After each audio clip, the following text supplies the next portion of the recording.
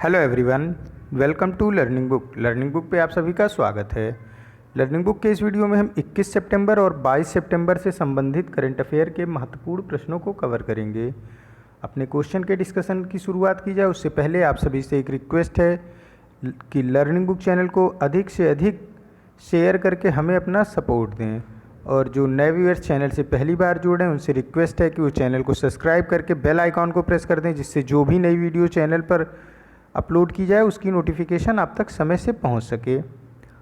और आइए फिर शुरुआत करते हैं अपने आज के पहले प्रश्न के साथ। आज का पहला प्रश्न है, G20 देशों के श्रम और रोजगार मंत्रियों की आभासी बैठक में भारत का प्रतिनिधित्व किसने किया? G20 देशों की श्रम और रोजगार मंत्रियों की आभासी बैठक में भारत का प्रतिनिधित्व भारत के श्रम और रोजगार मंत्री ने किया। भारत के श्रम और रोजगार मंत्री संतोष गंगवार हैं। संतोष गंगवार की कॉन्स्टिट्यूएंसी बरेली है। और G20 ये 20 देशों का एक समूह है। ये सारे देश आपस में पॉलिटिकल और ट्रेड, साथ ही साथ सिक्योरिटी, इन सब मुद्दों पे आपस में विचार को साझा करते हैं। और प्रत्येक वर्ष के लिए एक अध्यक्ष देश चुना जाता है, जो कि जितने भी बैठक होते हैं, जितने भी आयोजन होते हैं, उन सभी की अध्यक्षता वही देश करता है जो कि उस साल के लिए जिसे अध्यक्ष चुना जाता है। और इस वर्ष के लिए यानी कि 2020 के लिए G20 देशों का अध्यक्ष देश है सऊदी अरब। और अगला वर्ष यानी कि 2021 के लिए G20 का जो अध्यक्ष देश है वो है इटली। और उसके नेक्स्ट ईयर 2022 में G20 देशों का अध्यक्ष देश होगा हमारा भारतवर्ष। ये एक रोटेशन प्रणाली के तहत ही होता है कि ये आपस में रोटेट होता रहता है। प्रत्येक वर्ष किसी एक देश को अध्यक्ष देश माना जाता है शेष 19 देशों द्वारा। और संतोष गंगवार जो कि हमारे श्रम मंत्री हैं, इन्होंने एक आभासी बैठक हुई जिसमें श्रम और रोजगार मंत्रियों की ये बैठक थी। सारे जितने G20 ग्रुप के देश हैं सभी के श्रम और रोजगार मंत्रियों ने एक वर्चुअल बैठक में हिस्सा लिया। ऑप्शन बी करेक्ट हो जाएगा। नेक्स्ट क्वेश्चन है, किस राज्य ने राज्य की MSME को सहायता प्रदान करने के लिए सिडबी के साथ भागीदारी की है? सिडबी के साथ भागीदारी की है राजस्थान ने और उत्तर प्रदेश ने। दोनों ने सिडबी के साथ MSME को सहायता प्रदान करने के लिए भागीदारी की है। और यहाँ पे दो ऑप्शन करेक्ट होगा, ए और सी, ये दोनों ऑप्शन ही करेक्ट हैं। और MSME इकोसिस्टम को और सुदृढ़ करने के लिए सिडबी से सहायता ले रहा है राजस्थान और उत्तर प्रदेश। MSME मीन्स कि जो स्टार्टअप होते हैं, माइक्रो स्मॉल मीडियम इंटरप्राइजेज, जो छोटे लघु उद्योग होते हैं, उन्हें MSME के अंतर्गत रखा जाता है। और सिडबी के साथ ही मई महीने में ये देखिए, जो MSME सहायता प्रदान करने के लिए ये इकोसिस्टम से संबंधित जो है MSME इकोसिस्टम को जो सहायता प्रदान की जा रही है सिडबी के द्वारा, ये राजस्थान और उत्तर प्रदेश दोनों को प्रदान की जा रही है। इसके पहले एक स्टार्टअप फंड स्कीम को उत्तर प्रदेश सरकार ने लॉन्च किया था। इसे भी सिडबी की ही मदद से उत्तर प्रदेश सरकार ने लॉन्च किया था। ये मई महीने में लॉन्च किया गया था उत्तर प्रदेश सरकार द्वारा। और सिडबी का हेडक्वार्टर लखनऊ में है और इसके चेयरमैन मोहम्मद मुस्तफ़ा हैं। तो MSME को सहायता प्रदान करने के लिए राजस्थान और उत्तर प्रदेश दोनों ने ही सिडबी के साथ भागीदारी करी है।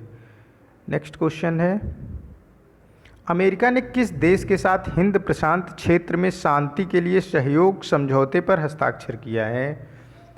अभी अमेरिका और चाइना के बीच एक शीत युद्ध की स्थिति बनी हुई है। दोनों एक दूसरे से बातों ही बातों में युद्ध कर रहे हैं। शीत युद्ध में इसकी युद्ध के ठीक पहले की स्थिति को कहा जाता है शीत युद्ध, जब बातों का जो लेवल है वो एक टेंशन के लेवल से ऊपर पहुंच जाता है। मतलब बात बात में ही काफ़ी टेंशन हो जाती है। क्या हुआ कि जो चाइना का एम्बेसी था US में, उसे अमेरिका द्वारा बंद करा दिया गया और कई सारे ऐसे निर्णय लिए गए जो कि चाइना को वो सारे निर्णय पसंद नहीं आए। तो अब अमेरिका चारों तरफ से चाइना को घेरने की स्थिति के लिए हिंद और प्रशांत क्षेत्र में के कई सारे देशों के साथ समझौता कर रहा है। उसी क्रम में अमेरिका ने हिंद प्रशांत क्षेत्र के शांति के लिए रक्षा सहयोग समझौते पर हस्ताक्षर किया है मालदीव के साथ। ऑप्शन बी करेक्ट हो जाएगा। मालदीव ये साउथ एशियन कंट्री है और हमारा भारत भी साउथ एशियन कंट्री ही है। मालदीव हमारा पड़ोसी देश है और मालदीव की राजधानी माले है। इब्राहिम मोहम्मद सोहिल इसके राष्ट्रपति हैं। बात करते हैं मालदीव की, तो मालदीव में भारत 500 मिलियन यूएस डॉलर की इंफ्रास्ट्रक्चर प्रोजेक्ट पर काम कर रहा है, जिसमें जो मालदीव का बॉर्डर है उसे आधुनिक करने का काम किया जा रहा है और जो मालदीव से सटे भारत के गांव हैं उन्हें आधुनिक करने का काम किया जा रहा है। और जो बॉर्डर से सटे गांव हैं वहाँ पे रोड के इंफ्रास्ट्रक्चर को, ब्रिज के इंफ्रास्ट्रक्चर को भारत मजबूती प्रदान कर रहा है। ये प्रोजेक्ट है 500 मिलियन यूएस डॉलर का, जिसे भारत मालदीव में इस प्रोजेक्ट पर काम कर रहा है। और साथ ही साथ साउथ एशिया में भारत मालदीव के साथ एयर बबल्स भी चला रहा है। एयर बबल्स टर्म अभी कुछ दिन पहले ही हमारे civil aviation minister Hardeep Singh Puri द्वारा यूज़ किया गया था। क्या है ये एयर बबल्स? एयर बबल्स पहले जान लेते हैं। भारत 3 देशों के साथ एयर बबल्स चला रहा है, फ्रांस, जर्मनी और अमेरिका। एयर बबल्स ये है कि सीधी उड़ान, एक देश से दूसरे देश के बीच सीधी उड़ान के लिए समझौता, इसी को एयर बबल्स बोलते हैं। और कोविड-19 सिचुएशन में सारी उड़ानें बंद हैं, तो कुछ देश आपस में समझौते के तहत एयर बबल्स चला रहे हैं। यानी अब फ्रांस, जर्मनी और अमेरिका के साथ साथ मालदीव के लिए भी भारत से सीधी उड़ान इन देशों को जाएगी, बीच में कहीं भी ये फ़्लाइट रुकेगी नहीं। खास बात यह है कि ये एयर बबल समझौते उन देशों के साथ हो रहे हैं जिनमें जो कोविड-19 के प्रोटोकॉल हैं वो काफ़ी हद तक सेम हैं। यानी जैसे अगर कोविड-19 का प्रोटोकॉल इंडिया में है कि 14 डेज़ का क्वारंटीन कहीं से बाहर से आने वाले को, और यही सेम प्रोसेस फॉलो किया जाता है अमेरिका में। कोई अमेरिका में जा रहा है दूसरे देश से तो उसे 14 दिनों के लिए सबसे पहले क्वारंटीन किया जा रहा है। फ्रांस में भी क्वारंटीन किया जा रहा है और जर्मनी में भी क्वारंटीन किया जा रहा है। तो जब प्रोटोकॉल कोविड-19 पैंडेमिक के सेम है जिन देशों के बीच, वहाँ से एयर बबल्स चलाने में आसानी है। और एयर बबल्स अब भारत साउथ एशिया में का पहला ऐसा देश है मालदीव जिसके साथ एयर बबल्स चलाने की पे राजी हुआ है भारत। तो कुल 4 देशों के साथ भारत के एयर बबल्स चल रहे हैं, फ्रांस, जर्मनी और अमेरिका। अगर प्रोटोकॉल सेम नहीं होंगे, कोई देश है जहाँ के लोग क्वारंटीन नहीं हो रहे हैं कहीं से आने या जाने पे, तो फिर प्रोटोकॉल सेम नहीं माना जाएगा। अगर प्रोटोकॉल सेम नहीं है कोविड-19 के, तो उन देशों के साथ एयर बबल्स नहीं चलाएगा कोई सा भी देश। और भारत 5 टूरिस्ट प्लेसों को विकसित कर रहा है मालदीव में, इसमें मालदीव की मदद कर रहा है भारत। और 2+2 डायलॉग की बात करें तो भारत 2+2 डायलॉग करता है यूएस के साथ, जापान के साथ, फ्रांस के साथ। ये 3 ऐसे देश हैं जिनके साथ 2+2 डायलॉग करता है। 2+2 डायलॉग ये एक हाईएस्ट लेवल का डायलॉग है, हाईएस्ट लेवल की वार्ता है मंत्री स्तर पर, और ये काफ़ी महत्वपूर्ण माना जाता है किसी भी देश के लिए। 2+2 डायलॉग मीन्स की डिफेंस और स्ट्रेटेजिक इशू पर बातचीत होती है। इसमें 2 देशों के डिफेंस मिनिस्टर और साथ ही साथ फॉरेन मिनिस्टर यानी कि रक्षा मंत्री और विदेश मंत्री, रक्षा मंत्री और विदेश मंत्री दोनों देशों के आमने सामने बैठकर बात करते हैं। और भारत अमेरिका के साथ 2+2 डायलॉग करता है अब, इससे पहले नहीं करता था। और अमेरिका भारत को 100 वेंटिलेटर्स गिफ्ट में दे रहा है। कोविड-19 गिफ्ट में दिया है अमेरिका ने भारत को 100 वेंटिलेटर्स कोविड-19 पैंडमिक सिचुएशन से उबरने के लिए। अमेरिका से अपाचे और रोमियो हेलीकॉप्टर भी भारत ने खरीदा है। नेक्स्ट क्वेश्चन है, बागजन ऑयल फील्ड जो कि समाचारों में था, ये किस राज्य में स्थित है? बागजन ऑयल फील्ड, पहले आंसर समझ लेते हैं। ये स्थित है असम में। असम में एक डिस्ट्रिक्ट है, एक ज़िला है जिसका नाम है तिनसुकिया। तिनसुकिया में ही स्थित है बागजन ऑयल फील्ड। बागजन ऑयल फील्ड में कई सारे कुएं हैं जिनसे नेचुरल गैस और ऑयल निकाला जाता है इंडियन ऑयल लिमिटेड के द्वारा। इसमें एक कुआं है कुआं नंबर 5, जो 5th नंबर का कुआं है उसमें किन्हीं कारणों से आग लग गई। और ऑयल और नेचुरल गैस में आग लगने पे ये आग की लपटें काफ़ी ऊपर तक गई और इसी वजह से ये चर्चा में आया। तो बागजन ऑयल फील्ड कहाँ पे स्थित है? असम में स्थित है। असम में कुछ रिफाइनरीज़ हैं। टोटल पूरे हमारे देश में 24 रिफाइनरीज़ हैं, प्राइवेट और गवर्नमेंट सेक्टर की अगर काउंट करें। अगर बात करें सबसे बड़ी रिफाइनरी जो है वो गुजरात में है, ये रिफाइनरी है रिलायंस की। और अगर हम बात करें असम की तो असम में कुल 4 रिफाइनरीज़ हैं इन 24 से, नुमालीगढ़ रिफाइनरीज़ और Digboi oil refineries, Guwahati oil refineries और बोगई गांव ऑयल रिफाइनरीज़। ये 4 रिफाइनरीज़ असम में हैं। और बागजन ऑयल फील्ड में आग लगने की वजह से, कुआं नंबर 5 में आग लगने की वजह से बागजन ऑयल फील्ड की ये समाचारों में था और बागजन ऑयल फील्ड असम में स्थित है। नेक्स्ट क्वेश्चन है, अरुण जेटली के नाम पर एक बहुउद्देशीय स्पोर्ट कॉम्प्लेक्स किस राज्य / केंद्र शासित प्रदेश में बनाया जाएगा? अरुण जेटली के नाम पे बहुउद्देशीय स्पोर्ट कॉम्प्लेक्स बनाया जाएगा जम्मू कश्मीर में। और जम्मू कश्मीर के लेफ्टिनेंट गवर्नर हैं मनोज सिन्हा। और अभी कल ही मैंने इस क्वेश्चन को आपको कराया कि जम्मू कश्मीर में प्रत्येक सिटीजन के लिए, जम्मू कश्मीर के प्रत्येक जितनी पॉपुलेशन है जम्मू कश्मीर की, सबके लिए हेल्थ इंश्योरेंस स्कीम को भी लॉन्च किया है मनोज सिन्हा ने। और पूरे हमारे इंडिया में टोटल 8 यूनियन टेरिटरीज़ हैं, जिसमें से 3 विथ लेजिस्लेटिव हैं, यानी कि वो यूनियन टेरिटरी है और वहाँ पे मुख्यमंत्री भी होते हैं। साथ ही साथ 5 यूनियन टेरिटरी जो हैं यहाँ पे ये सिर्फ लेफ्टिनेंट गवर्नर होते हैं, यहाँ पे मुख्यमंत्री नहीं होते हैं।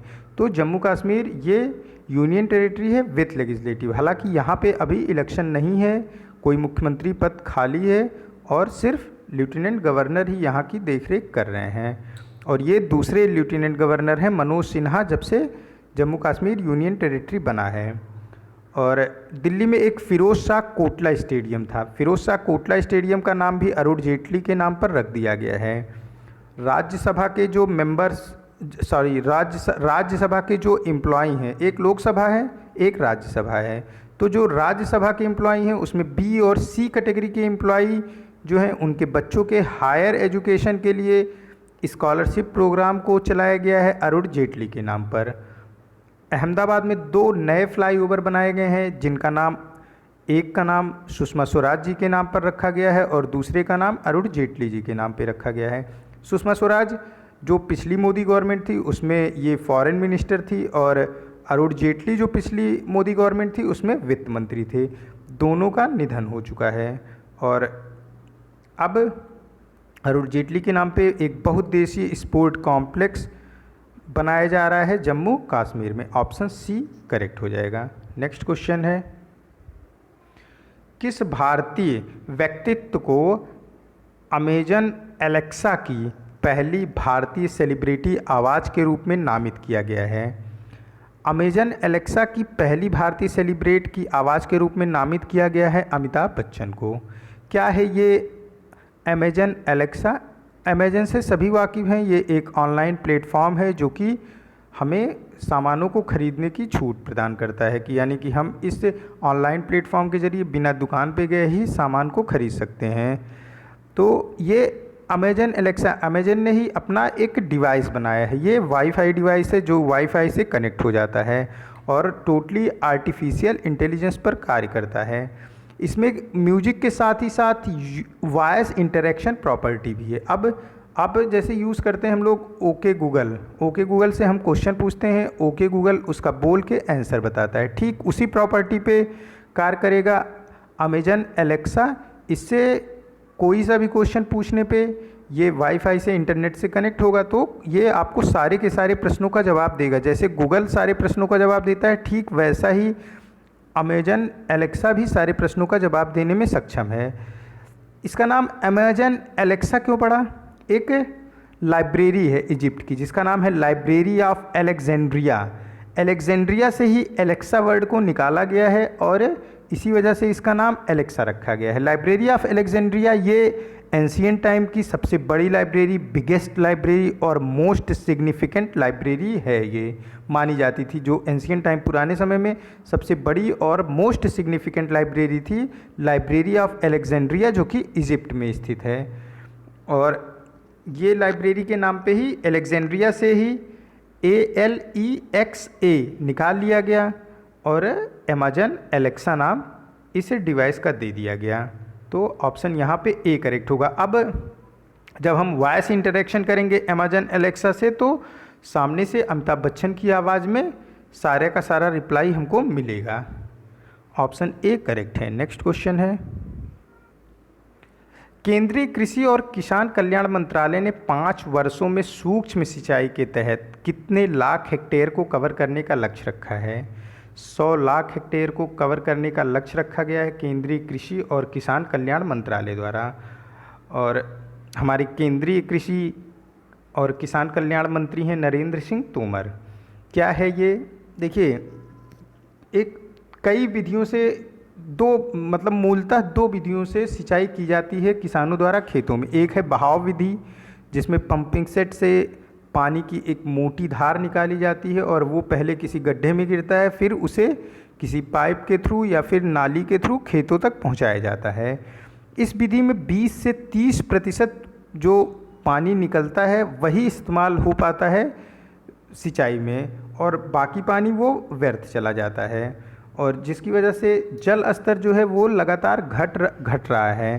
तो जल स्तर को फिर से रिचार्ज करने के उद्देश्य से कई सारे और अन्य विधियां भी निकाली गई, जिससे कि जो जल स्तर खेती के पानी की वजह से घट रहा है वो जल स्तर रिचार्ज हो सके और कम से कम पानी में अधिक से अधिक सिंचाई की जा सके। तो इसी में एक विधि है जिसे स्प्रिंकलर सिंचाई बोलते हैं। इसमें क्या है, फव्वारे के जरिए पूरा दूर तक फव्वारा किया जाता है और पेड़ों को ऊपर से बूंद बूंद पानी से सींचा जाता है। और एक ड्रिप विधि है, इसमें भी डायरेक्ट पेड़ों की जड़ों में पानी को गिराया जाता है और इसमें पानी का जो यूज़ किया जाता है, जैसे बहाव विधि में क्या था, सिर्फ 20 से 30% पानी का ही इस्तेमाल हो पाता था, लेकिन स्प्रिंकलर सिंचाई विधि में और ड्रिप सिंचाई विधि में 90 to 95% पानी का इस्तेमाल हो जाता है और ये काफ़ी हद तक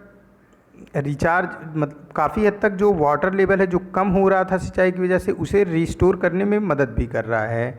और इसीलिए आगे आने वाले 5 सालों में सूक्ष्म सिंचाई लक्ष्य के तहत 100 लाख हेक्टेयर को कवर करने का लक्ष्य रखा गया है केंद्रीय कृषि और किसान कल्याण मंत्रालय द्वारा। कुछ और लक्ष्यों पर चर्चा करते हैं। भारत 2024 तक 5 ट्रिलियन US$ इकोनॉमी के लक्ष्य के साथ कार्य कर रहा था, अभी भी कर रहा है, लेकिन मुझे तो नहीं लगता कि ये 5 ट्रिलियन US$ इकोनॉमी भारत बन पाएगा 2024 तक, क्योंकि कोविड-19 पैंडमिक की वजह से हमारी GDP इस समय माइनस में है। और भारत डिफेंस सेक्टर में 2025 तक 1.75 लाख करोड़ की मैन्युफैक्चरिंग करने के लक्ष्य के साथ कार्य कर रहा है और इस 1.75 लाख करोड़ की मैन्युफैक्चरिंग से 35,000 करोड़ की मैन्युफैक्चरिंग का एक्सपोर्ट करने का भी लक्ष्य रखा है रक्षा मंत्रालय ने। साथ ही साथ कोल इंडिया ने एक लक्ष्य रखा है, अपने लक्ष्य को रिवाइज किया है कोल इंडिया ने। पहले 710 मिलियन टन कोयले के उत्पादन का लक्ष्य था 2020-21, यानी 31 मार्च 2021 तक कुल 710 मिलियन टन कोयले के उत्पादन का लक्ष्य था कोल इंडिया का, लेकिन कोविड-19 पैंडमिक की वजह से कोयले की मांग घटी, तो इन्होंने अपने लक्ष्य को रिवाइज करते हुए इसे 650 से 660 मिलियन टन कर दिया है इस वर्ष के लिए। अपने लक्ष्य को 710 से घटा के 650 से 660 मिलियन टन कोयला उत्पादन का लक्ष्य है कोल इंडिया का प्रेजेंट फाइनेंशियल ईयर में। और अगर हम बात करें कि ग्रीन एनर्जी के थ्रू भारत 100 गीगावाट की एनर्जी का उत्पादन करना चाह रहा है, इसी लक्ष्य के साथ काम कर रहा है। 2022 तक 100 गीगावाट ग्रीन एनर्जी प्रोडक्शन का लक्ष्य है भारत का, जिसमें से 60 गीगावाट ये सोलर एनर्जी से और 30 गीगावाट ये विंड एनर्जी से और 10 गीगावाट ये सभी बायोफ्यूल से उत्पादन करने का लक्ष्य है भारत का।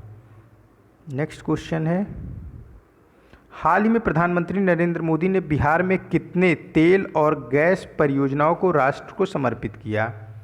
3 तेल और गैस परियोजनाओं को राष्ट्र को समर्पित किया गया प्रधानमंत्री नरेंद्र मोदी जी द्वारा बिहार में। बिहार में अभी इलेक्शन है नेक्स्ट मंथ, और ये इलेक्शन का जो 3 फेज़ में बिहार में इलेक्शन होंगे। पहले फेज़ का इलेक्शन होगा 28 अक्टूबर को, और फिर 2 फेज़ के और इलेक्शन हैं। साथ ही साथ 10 नवंबर को इसका रिजल्ट आना है। और बिहार में कुल 243 मेंबर्स की लेजिस्लेटिव असेंबली है और 122 सीट पाने वाली जो होगी पार्टी वो अपना गवर्नमेंट बना सकती है, यानी कि मेजॉरिटी के लिए 122 सीट चाहिए out of 243 legislative assembly seat से। प्रेजेंट टाइम में बिहार में नीतीश कुमार वहाँ के मुख्यमंत्री हैं, जो कि जेडीयू और बीजेपी के गठबंधन से हैं। नीतीश कुमार खुद इनकी पार्टी जेडीयू है, लेकिन जेडीयू का गठबंधन भारतीय जनता पार्टी से है।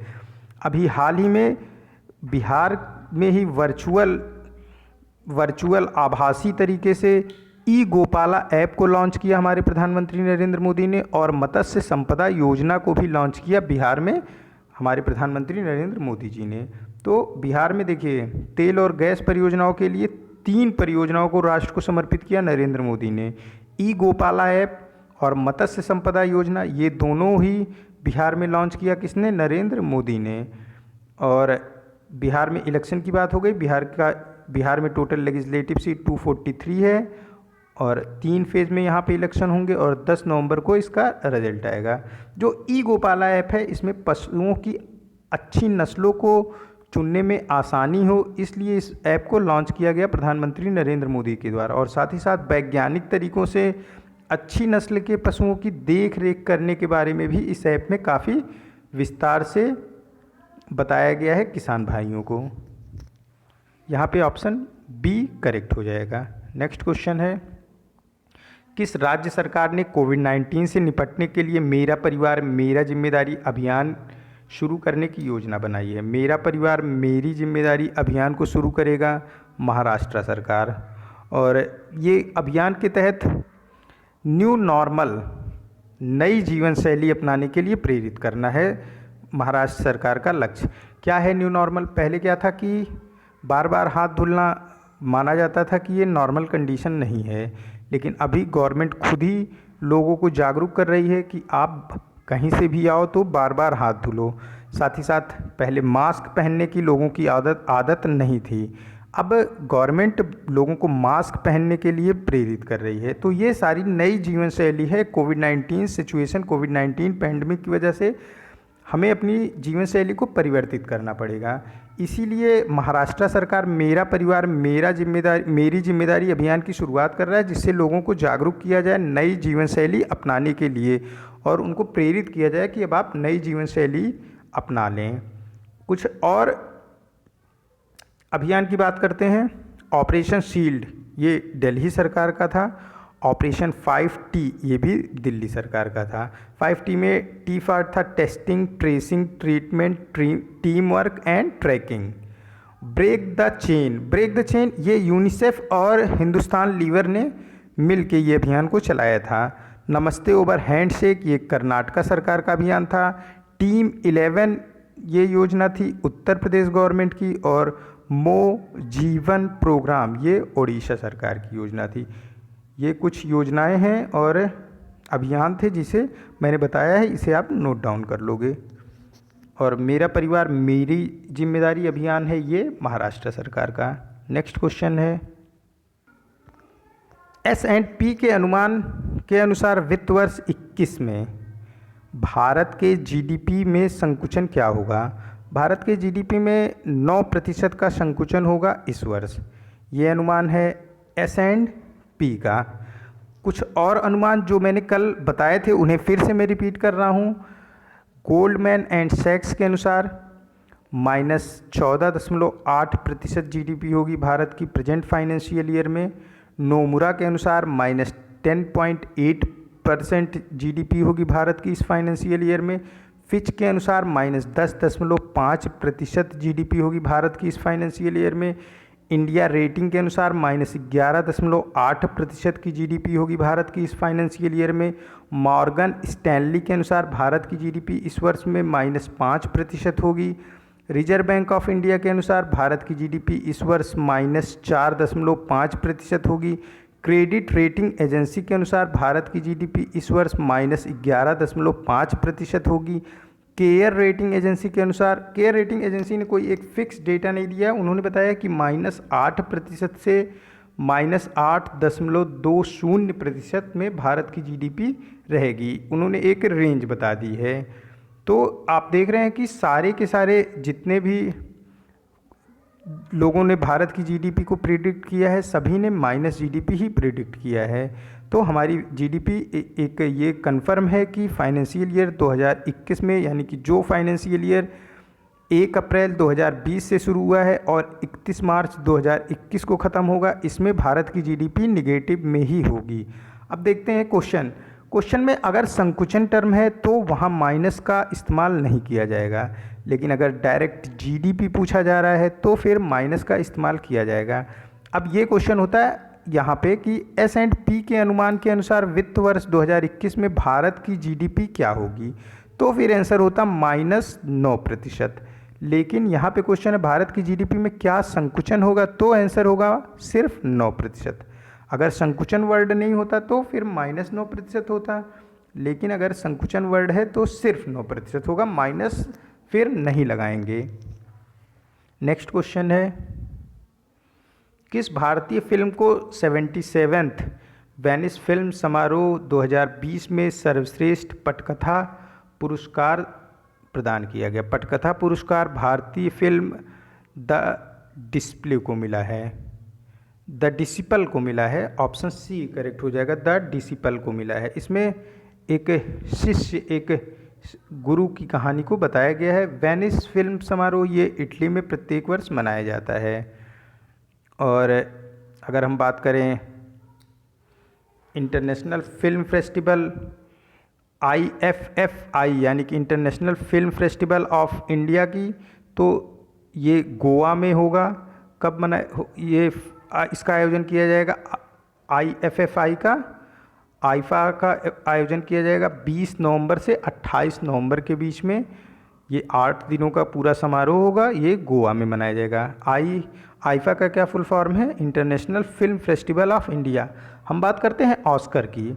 ऑस्कर में इस वर्ष बेस्ट पिक्चर का अवार्ड दिया गया पैरासाइट, ये कोरियन मूवी है उसे, और मोस्ट नॉमिनेशन मतलब कि ऑस्कर का जो मैक्सिमम अलग अलग श्रेणियों के, जो अलग अलग कैटेगरियों के जो पुरस्कार प्रदान किए गए, वो सबसे ज़्यादा पुरस्कार किसने जीता? फिल्म जोकर ने जीता था, और बेस्ट पिक्चर पैरासाइट ने जीता था। नेक्स्ट क्वेश्चन है, इसका ऑप्शन सी करेक्ट हो जाएगा। द डिसिपल को 77वें वेनिस फिल्म समारोह में सर्वश्रेष्ठ पटकथा पुरस्कार प्रदान किया गया, और द डिसिपल ये भारतीय फिल्म है। केंद्रीय मंत्रालय ने IRAD ऐप पर अभिविन्यास और प्रशिक्षण कार्यक्रम आयोजित किए हैं। किस मंत्रालय ने ये IRAD ऐप पर अभिविन्यास और प्रशिक्षण कार्यक्रम को आयोजित किया है? इसका आयोजन किया है सड़क परिवहन और राजमार्ग मंत्रालय ने। Ministry of road transport and highway ने कर्नाटका और उत्तर प्रदेश के कुछ चुने हुए जिलों में IRAD ऐप पर 2 दिवसीय अभिविन्यास और प्रशिक्षण कार्यक्रम का आयोजन किया। इसका जो प्रमुख उद्देश्य था कि यह राज्य और केंद्र शासित प्रदेश के आवश्यकता अनुसार IRAD ऐप का जो बनावट है उसको राज्य और केंद्र शासित प्रदेशों के अनुसार अनुकूल किया जाए। इसीलिए इन 2 राज्यों से काफ़ी ज़्यादा मांगा गया, लोगों से क्या कि मांगा गया कि इस ऐप में क्या क्या परिवर्तन किए जाएं। और मेन बात यह है कि ये ऐप बनाने का प्रमुख उद्देश्य है रोड एंड ट्रांसपोर्ट मिनिस्ट्री का प्रमुख उद्देश्य है कि जो स्पॉट हैं, एक्सीडेंटल स्पॉट हैं, उसको इस ऐप पे लोड कर दिया जाए, जिससे लोग इस ऐप के जरिए एक्सीडेंटल स्पॉट के बारे में जागरूक रहें और फिर जब उस एरिया से वो गुजरें तो फिर अपनी गाड़ी को धीमी गति से ले जाएं या फिर जो भी प्रिकॉशन हो सके उस एरिया में एक्सीडेंट ना हो उसको अपनाएं। इसी की वजह से इस ऐप को ministry of roadways transport and highway द्वारा इसका अभिविन्यास और प्रशिक्षण कार्यक्रम का आयोजन किया गया था। सॉरी, ये ministry of road transport and highway है, रोडवेज नहीं है, अभी वो रोडवेज निकला मेरे मुख से। तो ये है मिनिस्ट्री ऑफ रोड ट्रांसपोर्ट। मैं फिर से रिपीट करता हूँ पूरे क्वेश्चन को कि ministry of road transport and highway ने कर्नाटका और उत्तर प्रदेश के कुछ चुनिंदा जिलों में IRAD ऐप पर 2 दिवसीय अभिविन्यास और प्रशिक्षण कार्यक्रम का आयोजन किया। इसका प्रमुख उद्देश्य था कि विभिन्न जहाँ पे उत्तर प्रदेश और कर्नाटका के विभिन्न जिलों से उन सारे चुनिंदा स्थानों को इस ऐप पे लोड किया जाए जहाँ पे एक्सीडेंटल स्पॉट है, ताकि लोग इस एक्सीडेंटल स्पॉट के बारे में जागरूक हो सकें और फिर उस एरिया से गुजरने के दौरान उन सारे प्रिकॉशन को अपनाएं जिससे कि एक्सीडेंट की जो पॉसिबिलिटी है एक्सीडेंटल स्पॉट पे वो मिनिमम की जा सके। इसीलिए इसका अभिविन्यास और प्रशिक्षण कार्यक्रम का आयोजन किया गया। और जो ministry of road transport and highway है, इसके मंत्री नितिन गडकरी हैं और ministry of road transport and highway ने अपने लिए एक टारगेट सेट किया है कि 2030 तक 0 रोड फैटेलिटीज़ होनी चाहिए, यानी कि जो रोड दुर्घटना में मृत्यु होती है उसे शून्य करने का लक्ष्य है ministry of road transport and highway का। इसके लिए जो रोड की गुणवत्ता है उस पर काम किया जा रहा है। इस ऐप के जरिए एक्सीडेंटल स्पॉट को भी लोगों को बताया जाएगा। साथ ही साथ है जो ट्रामा सेंटर हैं उन्हें हाईवे के एकदम नज़दीक में बनाया जाएगा ताकि कोई एक्सीडेंटल केस होने पे जल्द से जल्द उन्हें ट्रीटमेंट प्रदान किया जा सके और लोगों की जान को बचाया जा सके। साथ ही साथ एम्बुलेंस भी हाईवेज़ पर रहेंगी लोगों की मदद के लिए। और 2030 तक ministry of road transport and highway का लक्ष्य है कि रोड एक्सीडेंट से मरने वालों की संख्या को शून्य किया जा सके। इसी में मदद करेगा IRAD app. Option C correct हो जाएगा। नेक्स्ट क्वेश्चन है, किस बैंक ने ICICI लॉम्बार्ड के साथ बैंकासुरेंस के लिए भागीदारी की है? ICICI लॉम्बार्ड के साथ बैंकासुरेंस के लिए भागीदारी की है एस बैंक ने। एस बैंक ने ही SBI इंश्योरेंस के साथ भी भागीदारी की है। और कुछ और देख लेते हैं बैंकासुरेंस, ये बार बार मैं रिपीट करता रहता हूँ। बैंक ऑफ बड़ौदा ने इंडिया फर्स्ट के साथ बैंकासुरेंस के लिए भागीदारी की है। Star health and allied insurance ने करूर वैश्य बैंक के साथ है भागीदारी की है बैंकासुरेंस के लिए। SBI लाइफ ने यूको बैंक, ओरिएंटल बैंक और SBI खुद के साथ भागीदारी की है बैंकासुरेंस के लिए। और SBI इंश्योरेंस जो है, SBI लाइफ इंश्योरेंस, इसने एस बैंक के साथ भी भागीदारी की है। LIC का कॉरपोरेशन बैंक के साथ है और बिरला का आंध्रा बैंक के साथ बैंकासुरेंस के लिए समझौता है। नेक्स्ट क्वेश्चन है, महिला एकल वर्ग में US ओपन 2020 का खिताब किसने जीता? ये US ओपन का 140वां संस्करण था। देखो, कुल पूरे साल के दौरान 4 ग्रैंड टेनिस प्रतियोगिता होती है, जिसका जो टेनिस खेल प्रेमी है उनको बेसब्री से इंतज़ार होता है। साल की शुरुआत में ऑस्ट्रेलियन ओपन होती है, फिर फ्रेंच ओपन होता है और फिर विंबलडन होता है और बिल्कुल लास्ट में US ओपन होता है। लेकिन इस वर्ष कोविड-19 पैंडमिक की वजह से विंबलडन अभी कैंसिल कर दिया गया है। क्या पता आगे आने वाले समय में इसकी घोषणा की जाए कि वो खेला जाएगा इस वर्ष का। दिसंबर तक वेट करना पड़ेगा क्योंकि इन्होंने अभी पूर्णतः कैंसिल नहीं किया है, इन्होंने इसको पोस्टपोन किया है। और फ्रेंच ओपन वो अभी प्रेजेंट टाइम में खेला जा रहा है, जबकि ये दूसरे नंबर पे ऑस्ट्रेलियन ओपन के तुरंत बाद ये ख़त्म हो जाना चाहिए था। लेकिन कोविड-19 सिचुएशन की वजह से अभी सीक्वेंस सब गड़बड़ चल रहा है। तो ऑस्ट्रेलियन ओपन खेला जा चुका था, फिर कोविड-19 की पैंडमिक सिचुएशन पूरे विश्व में फैली है। तो ऑस्ट्रेलियन ओपन को जीता था नोवाक जोकोविच ने, ये सर्बियन प्लेयर हैं। और महिलाओं का जो खिताब जीता था वो सोफिया केनिन ने जीता था, ये अमेरिकन हैं। फ्रेंच ओपन अभी खेला जा रहा है, नेक्स्ट मंथ में ये ख़त्म होगा। आई थिंक कि शायद 6 अक्टूबर को इसका फाइनल है। और विंबलडन अभी कैंसिल है। और यूएस ओपन, इसके बारे में जो प्रश्न पूछा गया है, यूएस ओपन अभी हाल ही में ख़त्म हुआ। इसमें डोमिनिक थिएम, ये जर्मन हैं, इन्होंने पुरुष का एकल खिताब जीता। और नोआमी ओसाका जो कि जापानीज़ हैं, इन्होंने महिलाओं का खिताब जीता है। तो ऑप्शन यहाँ पे ए करेक्ट हो जाएगा, नोआमी ओसाका। और अगर पुरुष का आंसर क्वेश्चन पूछा जाता है यहाँ पे, तो वो आंसर होता डोमिनिक थिएम।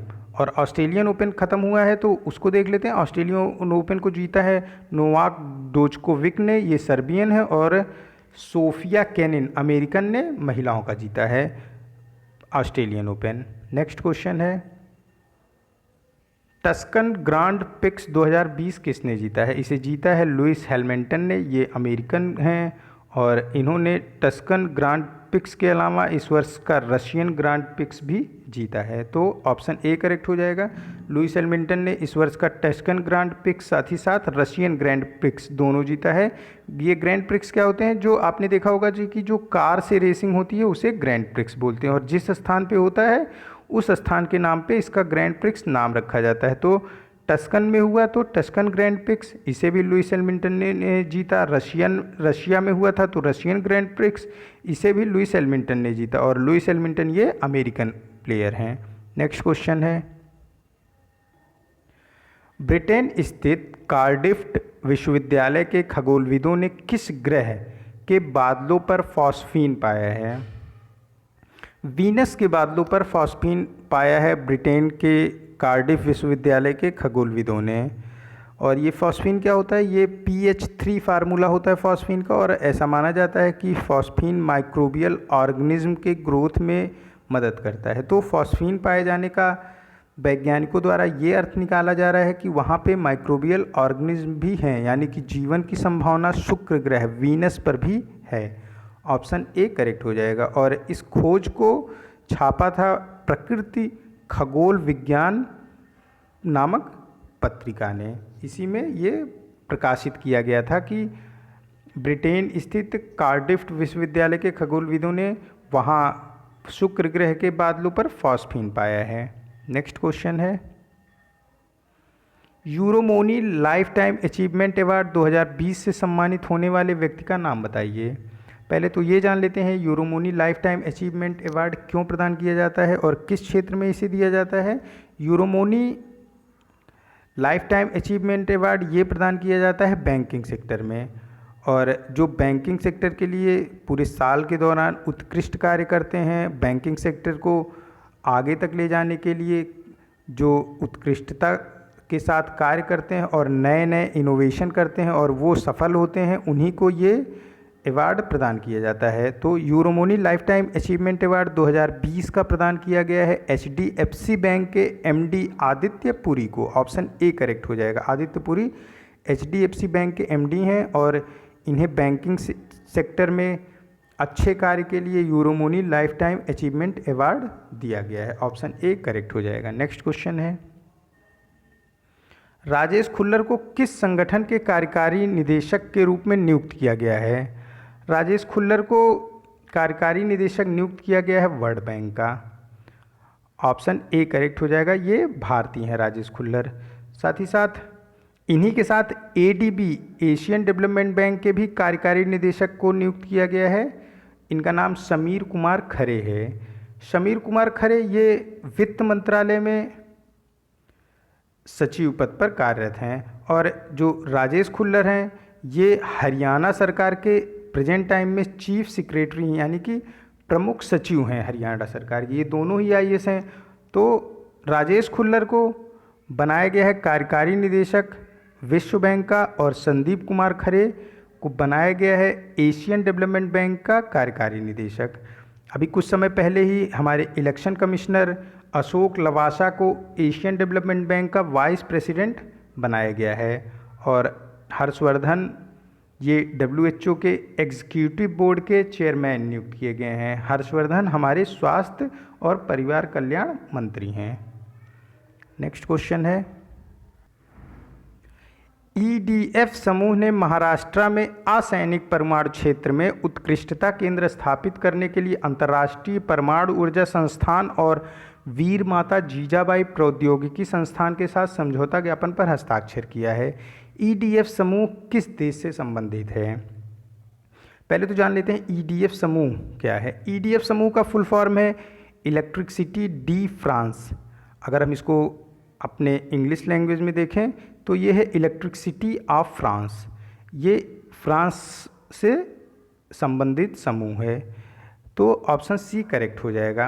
अब देखते हैं, EDF समूह ने महाराष्ट्र में असैनिक परमाणु क्षेत्र में उत्कृष्टता केंद्र स्थापित करने के लिए, असैनिक परमाणु क्षेत्र मीन्स कि वो क्षेत्र जहाँ पे जो परमाणु ऊर्जा है उसका उपयोग ह्यूमन वेलफेयर के लिए किया जाए, मानव के विकास के लिए किया जाए, ना कि मानव को मतलब उससे कोई बम बनाने का कार्य ना किया जाए, और सिर्फ ह्यूमन डेवलपमेंट का काम किया जाए, ह्यूमन वेलफेयर का काम किया जाए, और कोई ऐसा कार्य नहीं होना चाहिए इस परमाणु ऊर्जा का जिससे कि विनाश हो, विनाश से संबंधित कोई कार्य नहीं हो। इसके लिए फ्रांस ने महाराष्ट्र में एक उत्कृष्टता केंद्र स्थापित करने के लिए अंतर्राष्ट्रीय परमाणु ऊर्जा संस्थान इंटरनेशनल एटॉमिक एनर्जी एजेंसी, ये वियना ऑस्ट्रिया में है, उसके साथ समझौता किया है। साथ ही साथ वीर माता जीजाबाई प्रौद्योगिकी संस्थान भी इस समझौते में शामिल है। यानी 3 EDF समूह, ये फ्रांस का समूह है, और अंतर्राष्ट्रीय परमाणु ऊर्जा संस्थान ये वियना ऑस्ट्रिया में इसका हेडक्वार्टर है, और वीर माता जीजाबाई प्रौद्योगिकी संस्थान जो कि मुंबई महाराष्ट्र में स्थित है। तीनों मिलकर महाराष्ट्र में एक असैनिक परमाणु क्षेत्र में उत्कृष्टता केंद्र को स्थापित करेंगे। ऑप्शन यहाँ पे करेक्ट हो जाएगा, सी करेक्ट हो जाएगा। नेक्स्ट क्वेश्चन है, केंद्र सरकार ने ई-संजीवनी नाम से टेलीमेडिसिन सेवा को कितने राज्यों में लागू किया? टेलीमेडिसिन सेवा अभी सितंबर 2020 तक कुल 23 राज्यों में लागू हो चुकी है। अगर हम बात करें कि सबसे ज़्यादा ई-संजीवनी का इस्तेमाल किस राज्य में हुआ, तो सबसे ज़्यादा इस्तेमाल हुआ तमिलनाडु में, फिर दूसरे नंबर पे ई-संजीवनी का इस्तेमाल करने में उत्तर प्रदेश था, और तीसरे नंबर पे आंध्र प्रदेश, और फिर 4th नंबर पे हिमाचल प्रदेश था। ये सितंबर 2020 का डेटा है। ई-संजीवनी क्या है?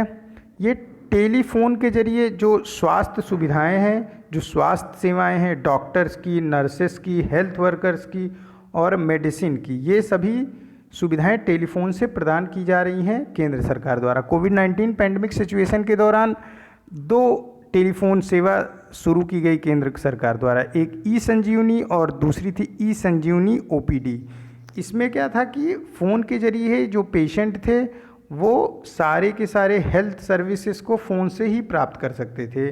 इवन यहाँ तक कि जो मेडिसिन डॉक्टर्स लिखते थे उन्हें फ़ोन के जरिए ही मंगा सकते थे। कोविड-19 सिचुएशन में लॉकडाउन था, लोगों को घरों से निकलने पर मना किया गया था, तो फिर सारे जो मूलभूत सुविधाएं थी, जो ज़रूरतें थी, उन्हें सरकार घरों तक पहुंचा रहा था। उसी में ई-संजीवनी ऐप ये सारी हेल्थ सर्विसेज को टेलीफोन के जरिए प्रदान किया जा रहा था केंद्र सरकार द्वारा, और फिर 23 राज्यों ने इसे अपने वहाँ पे लागू कर लिया है सितंबर 2020 तक। और तमिलनाडु ई-संजीवनी का इस्तेमाल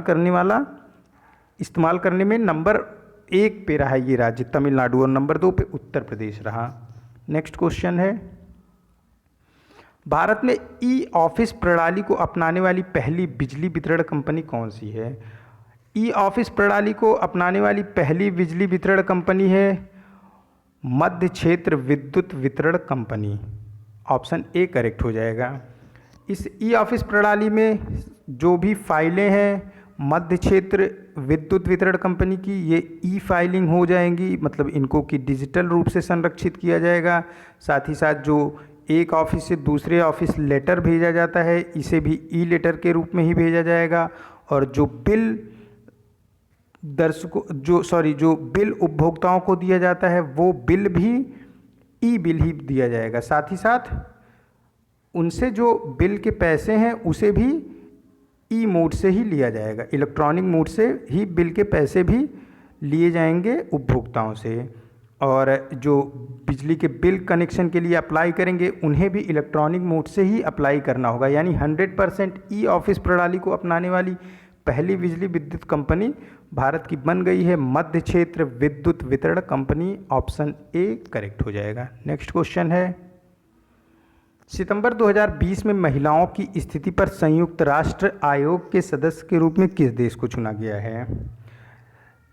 भारत और अफगानिस्तान दोनों को जो महिलाओं की स्थिति है उसमें United nation on status of women में दोनों को ही सदस्य देश के रूप में चुना गया है। United nation on status of women, United nation commission on status of women में विश्व भर में महिलाओं की स्थिति पर यूनाइटेड नेशन नज़र रखता है। और यह जो कमीशन है, ये जो आयोग है यूनाइटेड नेशन का महिलाओं के लिए, ये विश्व भर में जेंडर इक्वलिटी और वुमेन एम्पावरमेंट पर कार्य करता है और जेंडर इक्वलिटी और वुमेन एम्पावरमेंट को बढ़ावा देता है। तो अफ़गानिस्तान और भारत को 2021 से 2025 तक दोनों देश को स्टेटस ऑफ वुमेन के यूनाइटेड नेशन के कमीशन में सदस्य बनाया गया है। भारत अब United nation commission on women status पर 2025 तक सदस्य बना रहेगा और साथ ही साथ अफ़गानिस्तान भी 2025 तक सदस्य रहेगा। और अभी कुछ दिनों पहले ही Bharat United Nation Security Council के लिए 2 साल के लिए अस्थायी सदस्य के रूप में नियुक्त किया गया है। 2021 और 2022 यूनाइटेड नेशन सिक्योरिटी काउंसिल के अस्थायी सदस्य के रूप में भारत का ये 8वां कार्यकाल होगा। नेक्स्ट क्वेश्चन है, ए वर्ल्ड इन डिसऑर्डर शीर्षक वाली दूसरी वैश्विक तैयारी निगरानी बोर्ड की रिपोर्ट हाल ही में जारी की गई। GPMB global preparedness monitoring board report को किस संगठन ने जारी किया? Global preparedness monitoring board report को जारी किया है विश्व स्वास्थ्य संगठन और विश्व बैंक दोनों ने मिलकर। ग्लोबल प्रिपेयर्डनेस मॉनिटरिंग बोर्ड की रिपोर्ट ये ग्लोबल हेल्थ क्राइसिस पर तैयार की जाती है और ये खासकर मॉनिटर करती है ये रिपोर्ट कि जो पूरा विश्व है वो किसी भी हेल्थ क्राइसिस को लेके कितना ज़्यादा प्रिपेयर्ड है। GPMB इसमें भारत के चीफ वैज्ञानिक सलाहकार प्रोफेसर कृष्णा स्वामी विजय राघवन सहित कुल 12 सदस्य होते हैं। और ये GPMB ये विश्व स्वास्थ्य संगठन और विश्व बैंक दोनों का ही संगठन होता है। और इस जो अभी रिपोर्ट जारी की ए वर्ल्ड इन डिसऑर्डर, इसमें इन्होंने कई सारी बीमारियों के प्रति पूरे विश्व को आगाह किया है कि ये बीमारी कभी भी खतरनाक रूप लेके पैंडमिक का रूप धारण कर सकती हैं, जिसमें plague, Ebola, Zika virus, dengue, कोविड-19 सहित कुछ और भी अन्य बीमारियां हैं।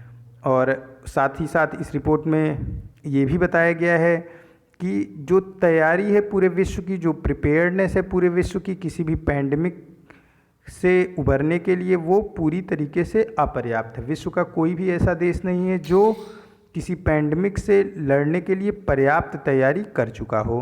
मतलब पूरा विश्व ही अपर्याप्त तैयारी के साथ पैंडमिक से लड़ रहा है।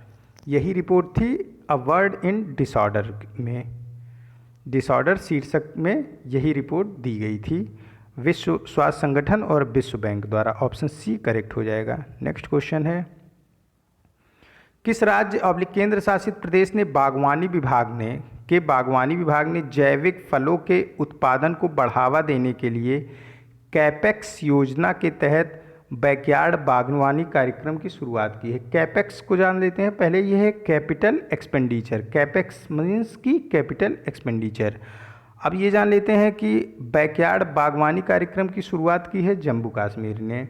कार्यक्रम का मुख्य उद्देश्य है प्रत्येक घरों में जो घरों की ज़रूरत होती है फल और सब्जियों की, उसके लिए प्रत्येक घरों का जो पीछे का पोर्शन है, जो खाली पोर्शन है, उसमें ऑर्गेनिक खेती को प्रमोट किया जाए। यानी प्रत्येक घरों को इसके लिए जागरूक किया जाए कि आप अपने घरों में जो भी खाली स्थान है वहाँ पे जैविक खेती करें और फलों और सब्जियों की ज़रूरत के लिए, अपनी व्यक्तिगत ज़रूरत, अपने परिवार की ज़रूरत के लिए ऑर्गेनिक खेती करें और दूसरों को भी ऑर्गेनिक खेती करने के लिए बोलें। यही है बैकयार्ड बागवानी कार्यक्रम। इसे जम्मू कश्मीर में शुरू किया गया है। ऑप्शन ए करेक्ट हो जाएगा। नेक्स्ट क्वेश्चन है, एशियाई विकास बैंक के अनुमान के अनुसार फाइनेंशियल ईयर 21 में भारत की जीडीपी में कुल कितना संकुचन होगा? भारत की जीडीपी में कुल संकुचन होगा 9% का। अगर यही क्वेश्चन होता कि एशियाई विकास बैंक के अनुमान के अनुसार फाइनेंशियल ईयर 2021 में भारत की जीडीपी कितनी होगी, तो आंसर होता -9%। ऑप्शन सी यहाँ पे करेक्ट हो जाएगा। संकुचन की बात है इसलिए माइनस नहीं इस्तेमाल किया जाएगा।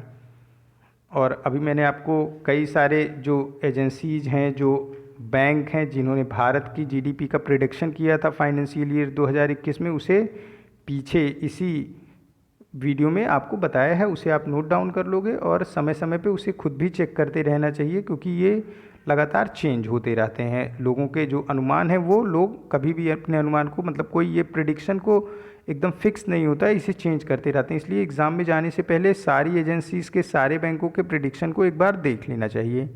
ये आज का लास्ट क्वेश्चन था। मिलते हैं नए करंट अफेयर के साथ नेक्स्ट वीडियो में। कीप स्टडी और learning book. Thank you for watching this.